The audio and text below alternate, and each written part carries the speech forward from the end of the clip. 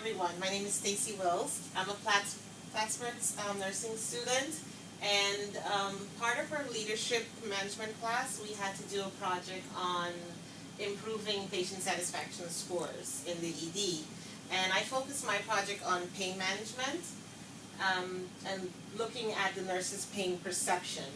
So pain management is a major quality indicator for the emergency department's performance, and everyone knows that pain is a subjective experience felt by the patient in response to tissue trauma, and acute pain must be managed quickly to prevent severe pain. And looking at the scores in the emergency department, the patient satisfaction scores, it showed that the management of pain has dropped from 60% in the beginning of last year to 37.9%. So, and that's in response to the question, ED did all it could to control pain. So, pain is a major complaint in the ED. When the patient comes in, like over 70% of the patients come in for pain. So it's important for nurses to provide effective pain management and relieve suffering.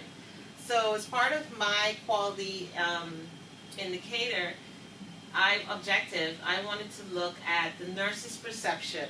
How do they perceive the patients when they come in for pain? So the first thing I did was a review of the literature on definitions of pain, effective on relief pain, interventions that are commonly used for pain, and of course our pain scores. So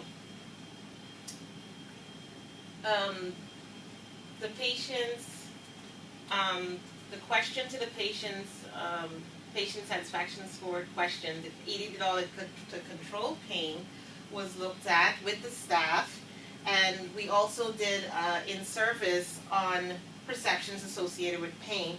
The hospital has a pain committee, and they have a extensive PowerPoint that we use that showed the perceptions associated with pain, the importance of having subjective and objective presenting symptoms of pain, and how does the nurse perceive those symptoms. And also we looked at good assessment skills. So then we did a survey, was sent out to the staff, and they completed it. And the findings from the survey showed that the staff's perception of pain was 60% favorable, meaning that there was a specific question on the survey which asks, how whatever patients says their pain is true. And most nurses, 60% of them said yes, they believe that whatever they said was true, while 40% disagreed that whatever the patient's pain is true. And that is a problem. And I also outlined here the barriers to effective pain management, cultural bias, lack of education, documentation of the nurse's own subjective view, meaning that the patient comes in, says their pain is 10, and the nurses are documenting because of their assessment, how they're looking at the patient, that the patient's pain is 5.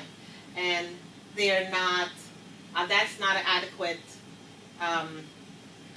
view of what the patient said their pain was. So desensitization also plays a role in pain management. And that basically says that the nurses, they've been here for 30-something years, and patient comes in with pain, and they say, oh, my pain is 10, and they're like, okay, yeah, okay, pain is 10. Don't address the pain, and then the patients don't get any relief. Opioid phobia is also another barrier, and that basically is, most nurses are scared to give patients narcotics because they feel that they're going to get addicted to it. But a patient coming in with a 10 of pain needs something strong to get relief. So, but most nurses don't like to, they make a judgment on it, and they're like, oh, let me give them some Tylenol, which is not helpful, and the patient goes home feeling pain still. And frustration is another barrier that we've seen in the data. So my conclusion is that improving the nurses' attitudes and beliefs through education would help to improve the patient's pain management experience. Once the nurse knows their own attitudes, once they understand how their perception is affecting the pain management experience of the patient, they will be able to better that management.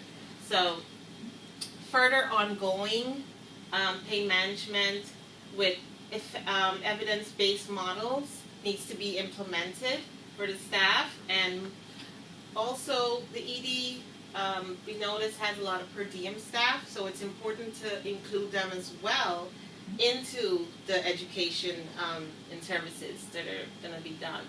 And also a review of the patient satisfaction scores on a monthly basis should be done, so the ED staff can see how they're doing with the patient with the pain. With this question, ED did all it could to control pain. And as a result of implementing these strategies, I believe that at the end of 2014, the ED can expect to see a rise in patient satisfaction scores. So this is my project on pain and nurses' perception of patient's pain. Thank you. Thank you. Very well. Very nice.